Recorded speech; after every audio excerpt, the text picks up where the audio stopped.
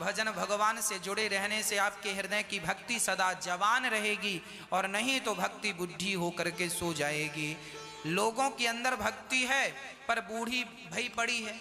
लोग ना कथा सुनते हैं ना कीर्तन करते हैं, जो सुनते हैं उनकी भक्ति जवान है, वो बड़े आनंद से अपना जीवन यापन कर रहे हैं।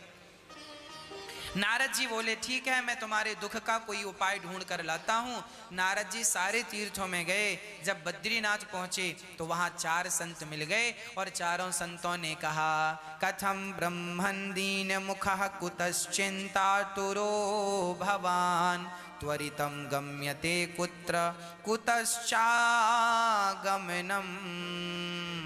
तव। बताइए आपके आने का उद्देश्य क्या है।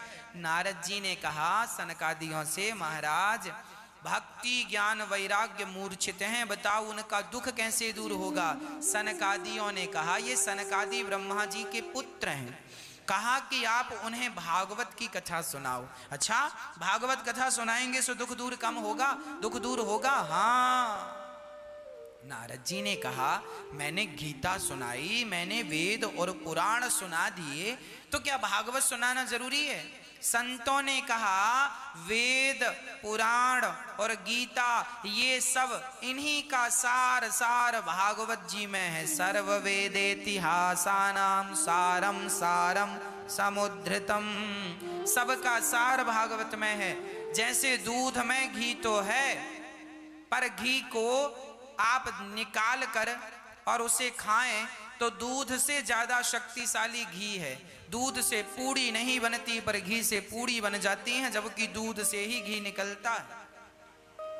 उसी तरह जैसे दूध से निकला घी दूध से ज्यादा शक्तिशाली है, उसी प्रकार ग्रंथों से वेद पुराणों से निकली भागवत उन सबसे ज्यादा शक्तिशाली हैं। भागवत श्रवण करने वाले का निश्चित उद्धार होता है, निश्चित कल्याण होता है। कोई कितना भी बड़ा पापी भागवत सुने उसका निश्चित कल्याण होगा। ये मानवः पाप कृतस्तु सर्वदा सदा दुराचाररता विमार्गिगाः क्रोधाग्निदग्धः कुटिलाश्च कामिनः सप्ताह यज्ञेन कलौ पुनन्ति ते। कितना भी बड़ा पापी हो भागवत से मुक्ति होगी। तब कहा ठीक है, तो हरिद्वार में सनकादियों की 4 आसन लगाई गई और कथा स्टार्ट हुई। सदा सेव्या श्रीमद्भागवते कथा यस्याः श्रवण मात्रेण हरिश्चित्तं समाश्रयेत्। भागवत कितनी बार सुननी चाहिए? बार बार सुननी चाहिए। जीवन में भागवत 1 बार नहीं, 2 बार नहीं, बार बार सुनते रहो। जितनी बार सुनेंगे उतनी बार आपका कुछ नयापन लगेगा, उतनी बार आप सुन के अपने हृदय को पावन करेंगे, पवित्र करेंगे। नारद जी की बात, सनकादियों की कथा सुनकर भक्ति महारानी प्रकट हो गई। महाराज मेरा सारा दुख दूर हो गया भागवत सुन करके। नारद जी दंग रह गए, भागवत से दूर हो गया। ताता थैया करके नाचने लगी। अच्छा, और कीर्तन करने लगी। भक्ति सुतौ तौ तरुणौ गृहीत्वा प्रेमई के रूपा सहसा विरासीत।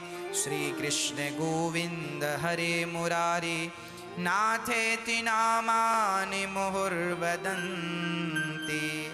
श्री कृष्ण गोविंद हरे मुरारी हे नाथ नारायण वासुदेव। बोलो श्री कृष्ण गोविंद हरे मुरारी हे नाथ नारायण वासुदेव। श्री कृष्ण गोविंद हरे मुरारी हे नाथ नारायण वासुदेव। ये कीर्तन भक्ति महारानी का बनाया हुआ कीर्तन है। ये कीर्तन जब कोई करता है ना तो भक्ति महारानी बड़ी प्रसन्न होती है। इसलिए हमें रोज चलते फिरते उठते बैठते खाते पीते सोते जागते बस कहना चाहिए श्री कृष्ण गोविंद हरे मुरारी हे नाथ नारायण वासुदेव। है ना? हाँ, भगवान का नाम जपोगे कल्याण होगा। शायद आपने जाना नहीं कि भगवान के नाम की महिमा कितनी है। इसलिए हो कृष्ण प्यारे को तूने नहीं जाना रे, कृष्ण प्यारे को तूने नहीं जाना रे, रहा दुनिया में हरदम दीवाना रे, कृष्ण प्यारे को कपट अभिमान से किया सवेरा शाम, एक बार भी प्रेम से लिया न हरि का नाम। वो इसमें करता है नाम लेने में, वो इसमें कर कहीं ना उसको ढूंढ तू, कर ले यह विश्वास, प्रेम बिंदु को देख कर आता प्रभु है पास। कहीं न उसको ढूंढ तू, कर ले यह विश्वास, प्रेम बिंदु को देख कर आता प्रभु है पास। इससे बढ़ करके, इससे बढ़ करके क्या समझाना रे। अरे प्रेम से भगवान पास में आता है, विश्वास कर लो, इससे ज्यादा अब क्या समझाना रे। रहा दुनिया में हरदम, दुनिया में तुम दीवाने हो और कह रहे हो भगवान मिलते नहीं है, कैसे मिलेंगे। रहा दुनिया में हरदम दीवाना रे, कृष्ण प्यारे को तूने नहीं जाना रे। उसे जान लोगे तो अपने आप सारी व्यथा मिट जाएगी। भक्ति महारानी नाचने लग गई, झूम झूम के भक्ति नाच रही हैं, कीर्तन कर रहे हैं, श्री कृष्ण गोविंद हरे मुरारी, हे नाथ नारायण वासुदेव, खूब आनंद से, है ना। प्रिय भक्तों, एक बार क्या हुआ, नारद जी से सनकादियों से नारद जी ने कहा, महाराज कोई पुण्यात्मा भागवत सुन के तर जाए तो आश्चर्य नहीं, जिसने जीवन भर पाप किया है क्या ऐसा पापी तरेगा। बोले हाँ, ये मानवः पापकृतस्तु सर्वदा सदा दुराचाररता विमार्गिगाः क्रोधाग्निदग्धः कुटिलाश्च कामिनः सप्ताह यज्ञेन कलौ पुनन्ति। कितना भी बड़ा पापी क्यों ना हो, उसका उद्धार भागवत से हो जाएगा। अच्छा, किसी का हुआ? हाँ, एक धुंधकारी नाम का दुष्ट था, वो अपने पिता को बहुत मारता था। धुंधकारी के पिता आत्मदेव जी को जब बेटा नहीं हुआ ना, तो वो एक संत के पास गए, कहा महाराज बेटा दो। संत ने कहा बेटे के चक्कर में ना पड़ो, रोना पड़ेगा। उन्होंने बात नहीं मानी और संत से कहा बेटा ही चाहिए, तो एक फल दे दिया संत ने। बोले पत्नी को खिलाना, भगवान चाहेंगे तो बेटा ही होगा। आत्मदेव जी ने पत्नी को फल दिया, धुंधली को, पर पत्नी ने खाया नहीं, गौ माता को खिला दिया। और उसकी बहन को बच्चा हुआ तो उसका बच्चा खरीद कर कहने लगी ये मेरा बेटा है, नाम रखा धुंधकारी। गाय ने फल खाया तो गाय को भी एक सुंदर बच्चा हुआ, नाम रखा गौकर्ण। गौकर्णः पंडितो ज्ञानी धुंधकारी महाखला। दुष्ट बना धुंधकारी और बड़े ज्ञानी बने गौकर्ण जी, बड़े उत्तम कोटि के ज्ञानी गौकर्ण जी महाराज बन गए। भक्तों,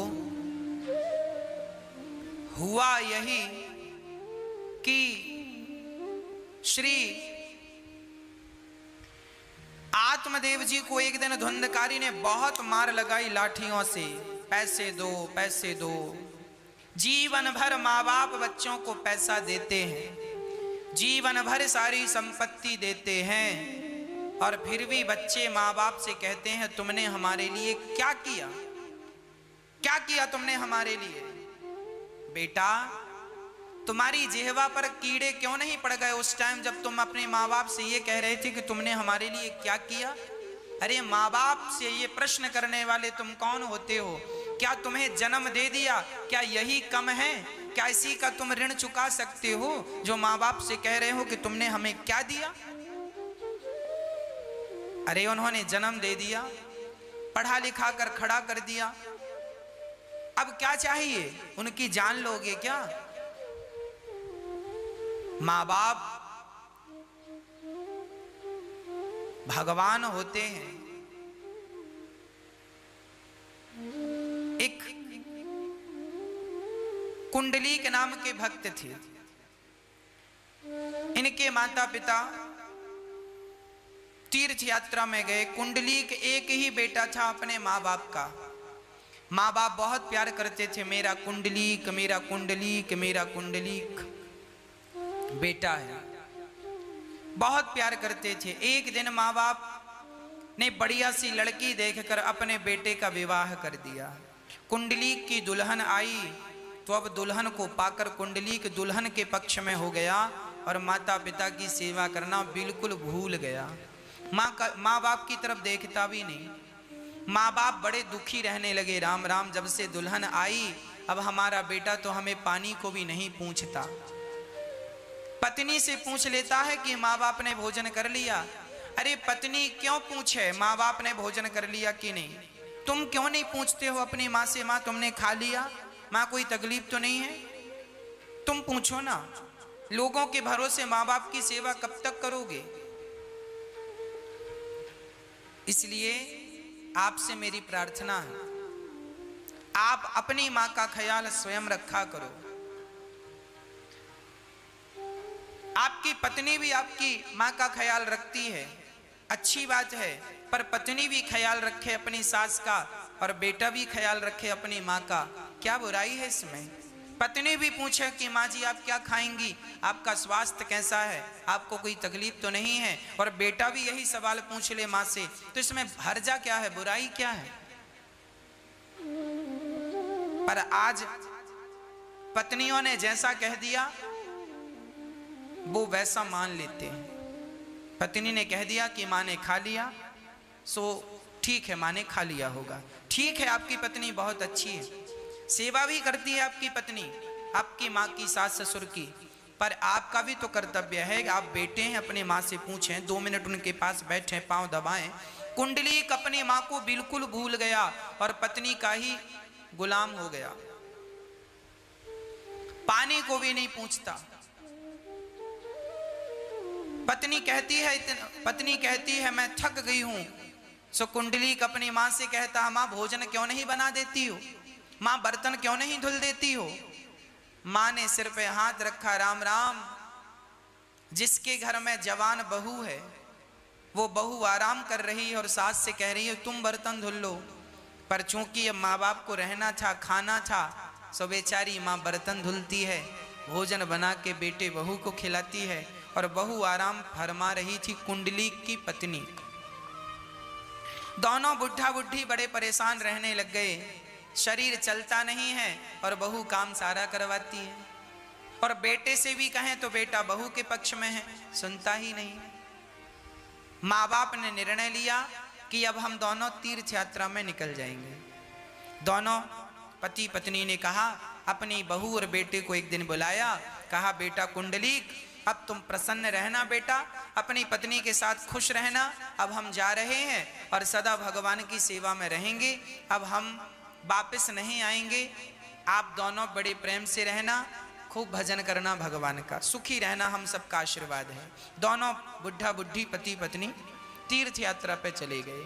तभी कुंडलीक की पत्नी ने कहा, सुनो जी, जब हमारा विवाह हुआ था तो माँ जी ने सुंदर सा माला सोने का हार पहन रखा था, रानी हार, वो तो माँ ने दिया नहीं और तीर्थ यात्रा पे जाने लगी। लगता है माँ अपने झोले में सोना दबा कर ले जा रही है। तो पति को कहा जाओ, वो भी पत्नी का गुलाम था एक नंबर का, स्त्री लंपट। बोला ठीक है, बोले जाओ माँ का पीछा करो, जहां सो जाएं सो इनका बैग चेक कर लेना, जरूर सोना मिलेगा, लेकर आ जाना, माँ को जाने देना। कुंडलीक बोला बिल्कुल। अब माँ बाप चले, पीछे पीछे पीछा कर रहा है चुपके चुपके कुंडलीक। माँ बाप चलते चलते यात्रा उनकी काशी पहुंच गई। बहुत सारे लोग उस यात्रा में थे, ये भी सम्मिलित हो गए थे, बूढ़े माता पिता। बैलगाड़ियों का जमाना था, सो बैलगाड़ी से यात्राएं चल रही थी। इनका जत्था काशी पहुंचा, गंगा के किनारे। ये दोनों बुढ़ा बुढ़ी पति पत्नी बड़े प्रेम से माँ गंगा का दर्शन करके जो प्रसाद मिल गया सो प्रसाद पाकर रात्रि को विश्राम कर रहे थे। दोनों घाट पर ही सो रहे थे। तभी कुंडलीक ने देखा कि इनका झोला आज थोड़ा दूर रखा है। कुंडलीक गया और झोले की चैन खोला। तब तक उसने देखा गंगा जी से एक सुंदर सी स्त्री निकल रही है। वो गंदे से कपड़े पहनी है और वो आकर के कुंडलीक के माता पिता के सामने खड़ी हो गई। उनके माता पिता सो रहे हैं और वो स्त्री खड़ी है। तो कुंडलीक ने देखा और आश्चर्य से पूछा, देवी आप कौन हैं? उस स्त्री ने कहा, बेटा लोग मुझे गंगा मैया कहते हैं। अच्छा आप गंगा मैया हैं? तो आपने अभी तो कपड़े गंदे पहन रखे थे और मेरे माँ बाप के सामने आते ही आपके कपड़े स्वच्छ हो गए, सुंदर कपड़े हो गए, आपका रंग भी साफ हो गया, ऐसा क्यों? तब गंगा मैया ने कहा, बेटा जब से तुम यहाँ आए हो ना, तब से मैं गंदी हो गई हूँ और तुम्हारे धर्मात्मा माता पिता जो कि भगवान से अत्यधिक प्यार करते हैं, दोनों तुम्हारे माता पिता भगवान के बड़े भक्त हैं। जब भक्तों का दर्शन मैं करती हूँ तो मेरे भी पाप धुल जाते हैं। और तुम जैसा बेटा जो अपने माँ बाप पर संदेह करता है, सेवा नहीं कर रहे हो, तुम माँ बाप पर संदेह कर रहे हो। तुम जैसे नालायक बेटा जब गंगा में पांव रखते हैं तो तुम जैसों का स्पर्श करते ही मैं गंदी हो जाती हूँ, और जब भक्त का दर्शन करती हूँ सो मैं पवित्र हो जाती हूँ। सो तुम्हारे माँ बाप का दर्शन करके मैं पवित्र हो गई। ये सुनकर तो कुंडलीक की आंखों से आंसू नहीं रुक रहे थे। हे विधाता, कितना बड़ा अपराध हो गया। मैंने अपनी माँ के ऊपर संदेह किया। मैं एक पत्नी के कहने पर, अपनी स्त्री के कहने पर अपनी माँ, जन्म देने वाली माँ को भुला दिया। हे विधाता, हमसे अपराध हो गया, हमसे गलती हो गई। माँ के चरणों में कुंडलीक गिर गया और बोला गंगा मैया से, माँ मैंने जो पाप किए हैं बताइए उन पापों का प्रायश्चित क्या है? क्या मैं गंगा में डूब के मर जाऊं? गंगा ने कहा, मरने से प्रायश्चित नहीं होगा। तू अपने माँ बाप की सेवा करेगा तो माँ बाप की सेवा मात्र से तेरे जीवन के सारे पाप धुल जाएंगे। उस दिन से कुंडलीक अपने माँ बाप की सेवा में ऐसा लगा कि जब वो पंढरपुर का था, कुंडलीक पंढरपुर आया। पंढरपुर महाराष्ट्र में एक जगह है जहां पंडरीनाथ अर्थात विठ्ठल भगवान आज भी बैठे हैं।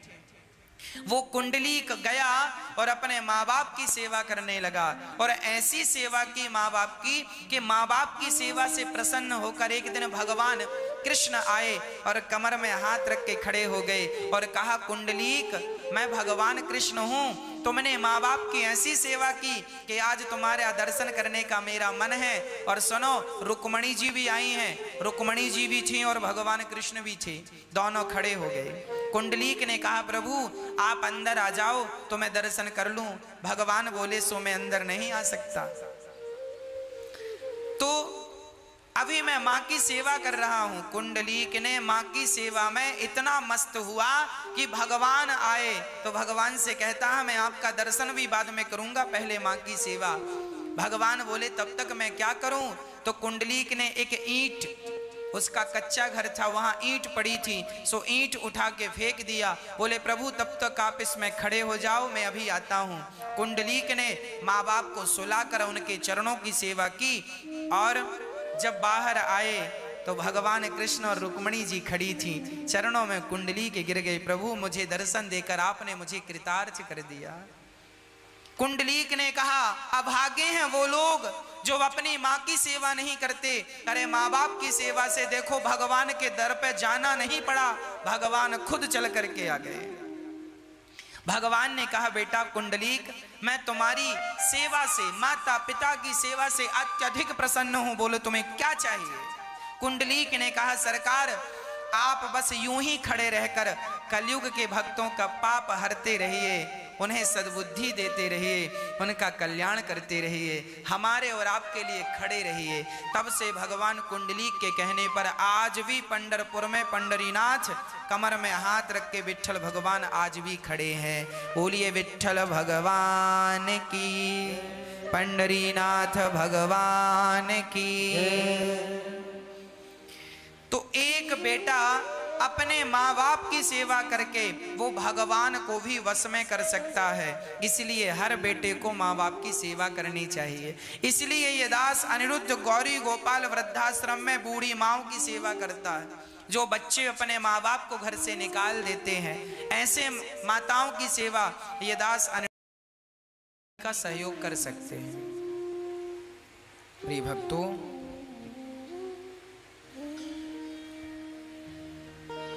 धुंधकारी ने जब अपनी मां को मारा तो मां, पिताजी तो चले गए, गौकर्ण जी ने ज्ञान दिया। गौकर्ण जी ने ज्ञान देते हुए कहा देहे स्थिमान सरुधिरे भीमतिं त्यजत्वं जाया सुतादिषु सदा ममतां विमुञ्च पश्यानिशं जगदिदं क्षणभङ्गनिष्ठं वैराग्यरागिरसिको भवभक्तिनिष्ठः।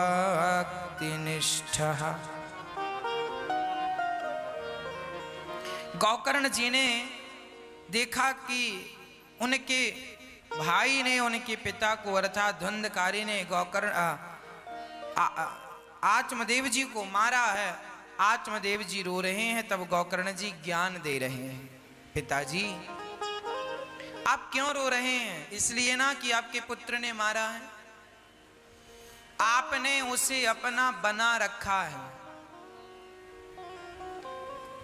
हमारी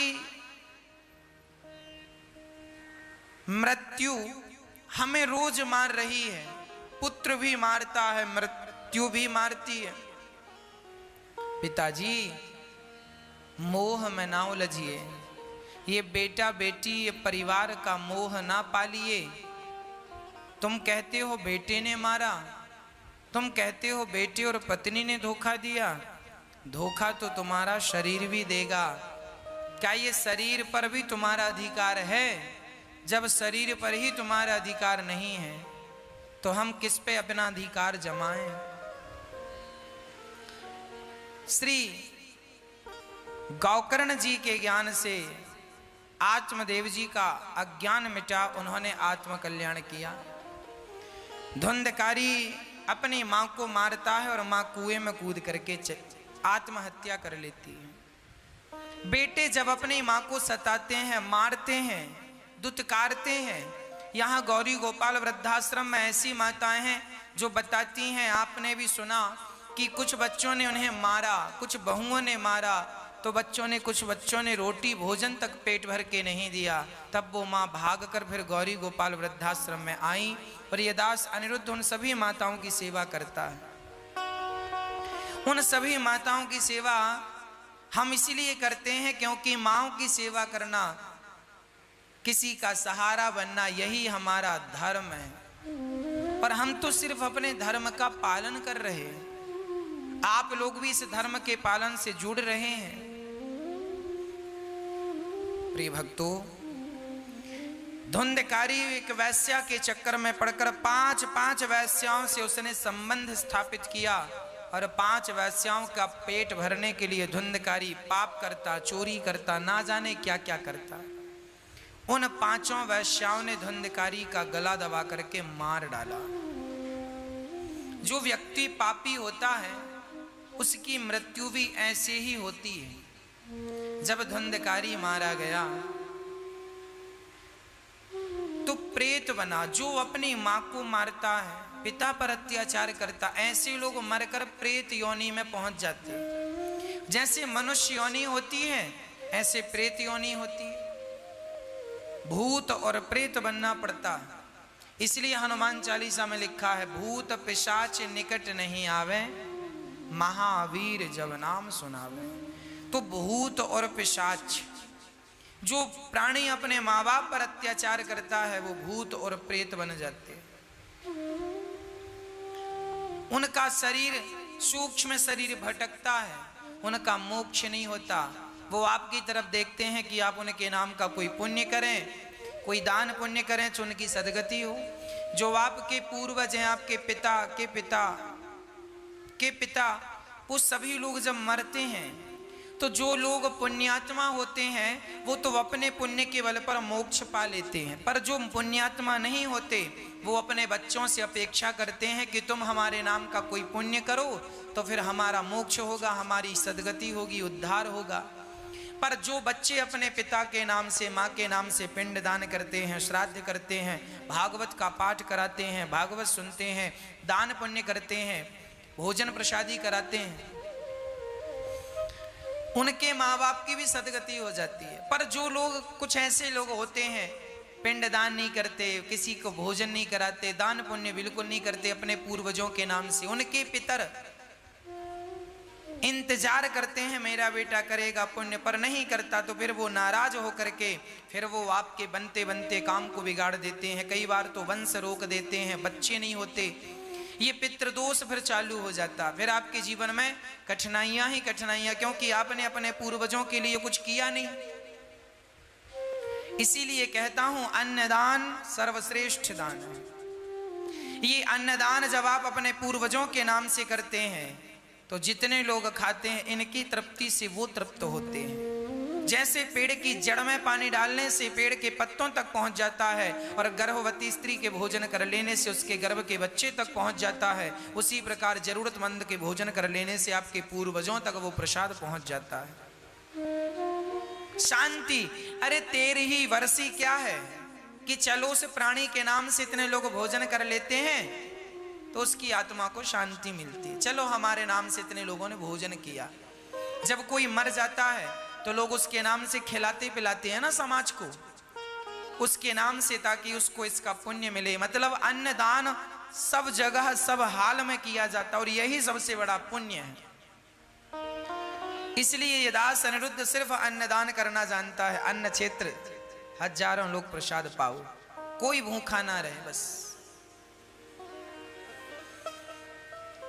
धुंधकारी प्रेत बन के भटका, तब गोकर्ण जी ने उनके नाम से भागवत कराई। और जब भागवत सुनी तो धुंधकारी संपूर्ण 7 दिवस की भागवत सुन के 7 गांठ के बांस में जाकर बैठा। पहले दिन की कथा से बांस की पहली ग्रंथि खुली, दूसरे दिन की कथा से दूसरी, तीसरे दिन की कथा से तीसरी। ये गांठों का खुलना क्या है? जब हम भगवान की भक्ति करते हैं तो हमारे अंदर की भी गांठें, काम की, क्रोध की, लोभ की, मोह की, अज्ञान की, मत्सरता की गांठें खुल जाती हैं। और जब आप बिल्कुल निर्विकार हो जाते हैं, सारी गांठें खुल जाती हैं, काम, क्रोध, लोभ, मोह सब नष्ट हो जाता है, तब जाकर के भगवान की प्राप्ति हो जाती है। एक विमान आया, धुंधकारी विमान पर बैठ के गए, उनकी सदगति केवल कथा के बल पर हो गई। भागवत ने उनको सदगति प्रदान की। धुंधकारी जैसे पापी का उद्धार हुआ। गोकर्ण जी ने दूसरी बार भागवत जी का आयोजन किया तो भगवान ने गोकर्ण जी को हृदय से लगाया, सबकी सदगति हुई। चींटी ने भी एक शब्द कान से सुनना, उसकी भी सदगति हो गई। नारद जी प्रेम से झूमने लगे। सनकादियों ने कहा, देखो भागवत से पापी की मुक्ति हुई, संपूर्ण भागवत हुई। नारद जी वीणा लेके नाचने लगे, भगवान उस कथा में प्रकट हो गए। श्रोता वक्ता का निरूपण हुआ। श्रोता कैसे हों कथा के? जो केवल श्रोता कथा सुने वो सच्चे श्रोता हैं, जो भगवान से प्रेम करें वो सच्चे श्रोता। वक्ता कैसो? विरक्ता विरक्तो वैष्णवो विप्रो वेद शास्त्र विशुद्धिकृत। वक्ता विरक्त होना चाहिए, आसक्त ना हो। विरक्तो वैष्णवो, वैष्णव भगवान का भक्त होना चाहिए और जात का ब्राह्मण होना चाहिए वक्ता। विप्रो ब्राह्मण से ही कथा श्रवण करना चाहिए, है ना। ये जो अधिकार है, ब्राह्मण ही वेद पढ़ के औरों को पढ़ाएं समझाएं, ये एक परंपरा रही है, उसका हमें निर्वहन करना चाहिए। भगवान की कथा सुनाने वाला भक्त ब्राह्मण हो, धर्मनिष्ठ हो और अपनी बात समझाने में कुशल हो, वेद पुराणों के अनुसार बात को समझाकर लोगों के अंदर के अज्ञान का हरण कर ले, ऐसा वक्ता होना चाहिए। साथ ही नारद जी झूम झूम के नाचने लगे, भगवान वहां प्रकट हो गए। सभी संतों ने आकर भगवान का पावन दर्शन किया।